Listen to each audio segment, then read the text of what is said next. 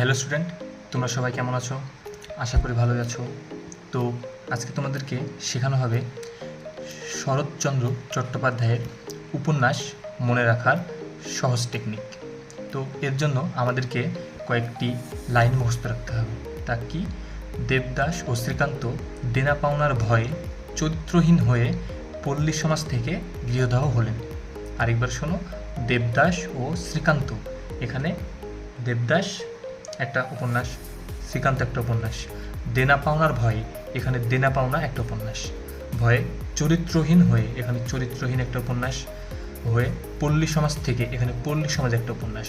পল্লী সমাজ থেকে গৃহদাহ হলেন, এখানে গৃহদাহ একটা উপন্যাস। তাহলে দেবদাস ও শ্রীকান্ত দেনা পাওনার ভয়ে চরিত্রহীন হয়ে পল্লী সমাজ থেকে গৃহদাহ হলেন। আশা করি এখন থেকে তোমাদের এটা মনে থাকবে এবং তোমরা অনেক উপকৃত হবা। ধন্যবাদ সবাইকে।